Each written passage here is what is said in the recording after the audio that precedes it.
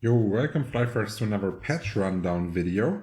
This time we are having a pretty big patch. Also, there's not been a patch for a while, but still it's pretty big and it's focusing a lot on balance, which I personally really like. But let's get right started with a knight skill that was long demanded by the community and should have probably been there since server start, but now it's here, and it's called the Call of Fury, and this allows the knight now to take the aggro. This means when you're giant hunting or you go into a meteor dungeon, for example, it's not the highest DPS person that actually needs to tank the boss now. Like, also all the DPS players can actually go full damage now. They don't have to have any health. And it's just a tank that with the skill can hold the aggro of the boss. So really loving this change. This will give a whole new value to all the tank players, like in Focus Knight. And I would actually like to see skills like this on other classes as well that are considered like tanky-ish. So for example, like a build poster or a ringmaster, for example.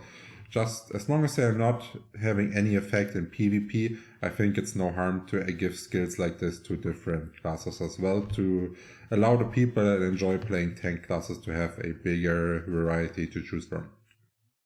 Then this is something I'm personally never got involved in, but I've heard many people complaining on voice about it, that they just killed a catcher and someone just went along with their vacuum cleaner and stealing all the shit after they, with their bad damage, killed all the way through the catcher. So now that it's actually preventing the steal, which I think it's a good thing and will result in less people being mad.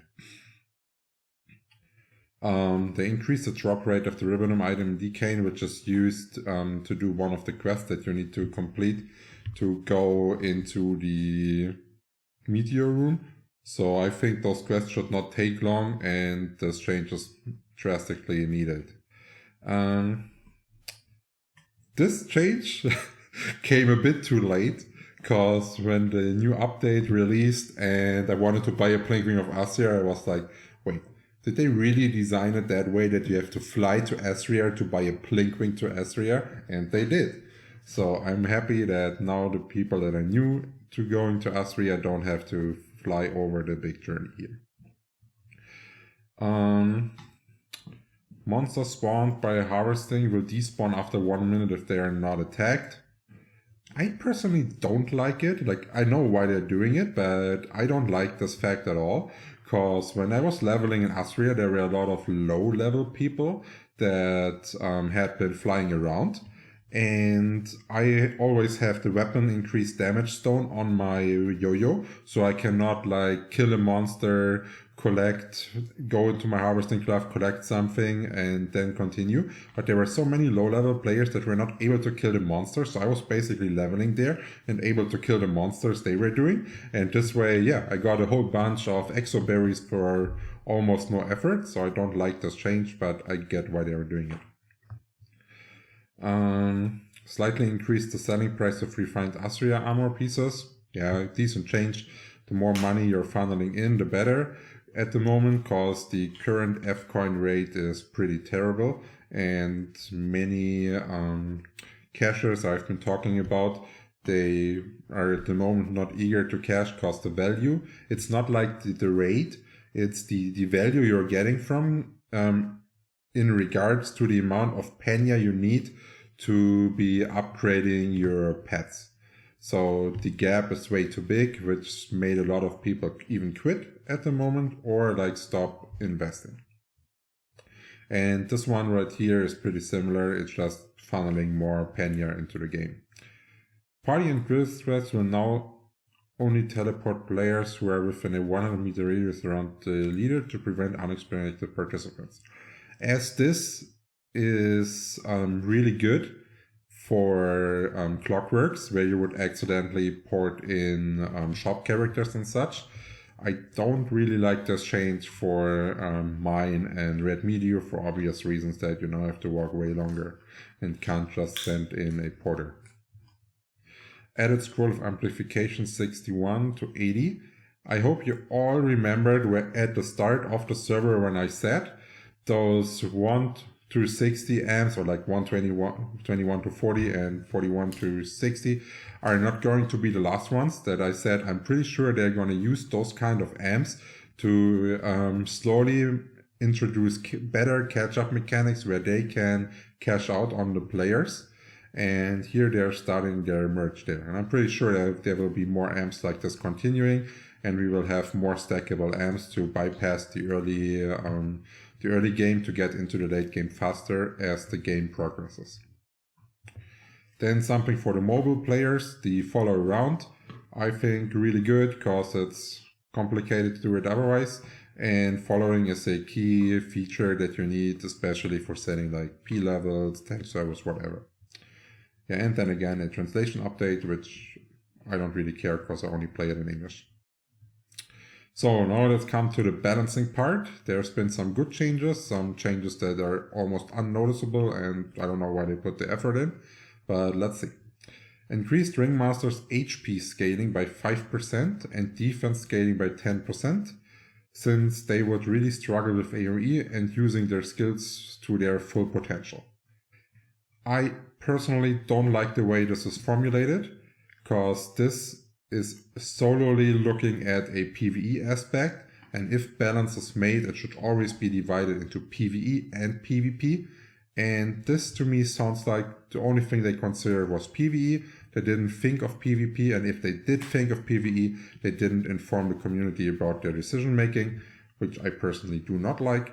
And I currently think that Ringmasters in PvP are a really strong, like probably the best class, because without a Ringmaster you cannot play properly. And they are already really tanky and can survive basically any single target assault.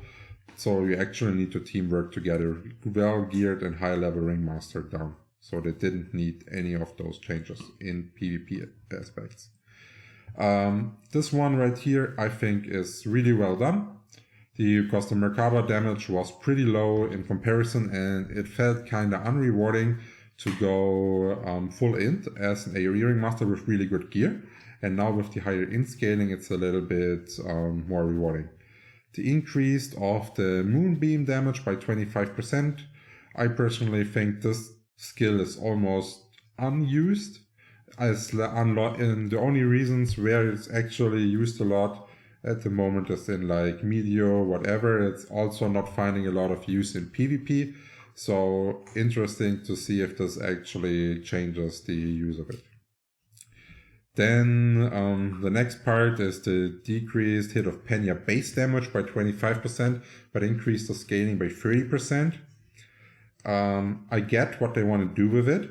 Like they want to, that's not what they want to do with it. But they are arguing that they want to make the difference between a well-geared ranger and a poorly geared ranger more bigger, which means they are pushing it more into a pay-to-win future, like trying to increase the gap of cashers and non-cashers, which I think is stupid. And the next part is, with this change, they are pressuring Jesters to go from a high stamina build in Siege into a almost full strength build to maintain their damage, which I think is personally perfectly fine, but then they should give Jesters more utilities and combos that you can actually play. So for example, if you're achieving a statting like this that is high strength focused, you also need to introduce Pandemonium, for example, so Jesters have the opportunity to send the Pandemonium projectile on a target, and if the projectile and their hop hits at the same time, they are granted a one hit if they are full strength. And if you introduce a playstyle like this, you're adding a lot of skill to the class. It won't be as boring anymore as it is at the moment. And you're also bringing away the Jester from the fact that it's basically only playable at the moment if you have a decent Ringmaster and has no solo kill potential at all. Then we are having another change, especially for PvP this time. They increased the stun chance from Stonehand from 4% to 6%. I personally think a stun increase was needed, but not due to Stonehand. And like for example, this will also increase the stun chance of an AoE build poster. And I don't think that an ASOL build poster, and I don't think an ASOL build poster should have increased stun chance, since they're currently already the most powerful class that's in-game. And it would be way better to bring a higher stun chance to auto-attacking build poster. So basically like putting it as an effect on a 1v1 knuckle, for example, that cannot be used by ASOL. And this way you could bring 1v1 Ringmaster, a 1v1 build poster back into Siege, which is currently unseen. Reduced Asria Giant special attack damage by 20% because they were too powerful. I have not done any Asria Giants so far because I think the value with no weapon drop and only the 135 suits, which almost no players, when you're looking at the whole community, can wear at the moment, it's not worth to farm because the value of the suits is too high, because there's actually almost more demand that is fulfilled. They reduced the maximum crisis stun from 15% to 10%. I cannot understand why they even introduced the stun in the first place, and I think a 5% reduction will make no changes to the face tank AoE possibility and will still continue to push Psykeeper, which is currently the best PvE class, the second best PvP class. So like it's a slight nerf that is like, I don't know, just made to like comfort players, but it's actually not making a change at all to the class. Then the new thing we got about the Knight's Rage skill, that usually once you were using it, you would receive 30% additional damage, is now cut down to 15%. And I think I like it, especially when you were playing in a group, you could almost not use it because you would maybe kill your damage dealers. This now they also started to adjust weapons, so you're basically having the same effects and which is consistent. I like it. But if you're doing same effects on weapon sets, whatever, then you need to do all the scaling and adjust it. And so far, like all the bloody weapons, the bloody PvP sets, the normal bloody sets, they're all same effect, but the classes have different scalings, and they are different. Their value from wearing those classes, those sets and weapons is a lot different. And I think that shouldn't be like it. So either you have all same effects and you have different class scalings, or you're having different effects, so every class benefits the same from it.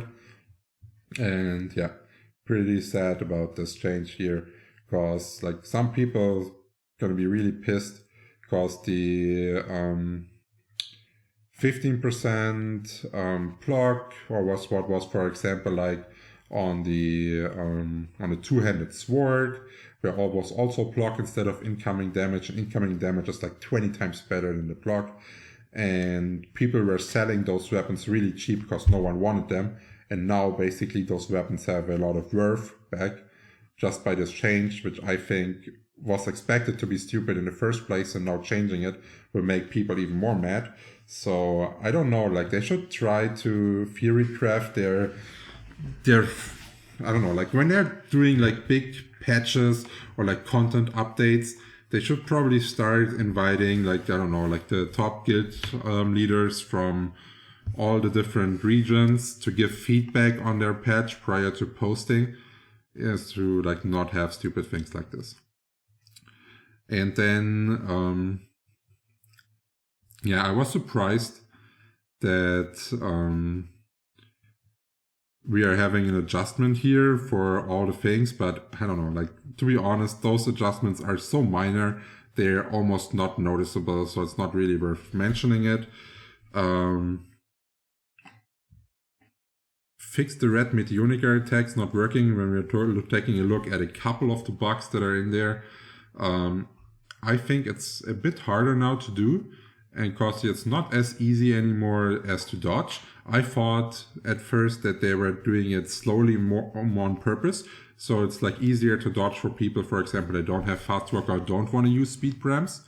So now I don't know, like it felt better without the proper working skills because it was more free to play friendly. Now it's like, I don't know, if you're not permanently casting fast walker or using speed ramps, it feels a bit difficult to dodge. And then just doing one more thing that I personally really like is the Bloody Yo-Yo's Run icon, because I was really confused about it. This is the new one right here, where we are having 3 spikes.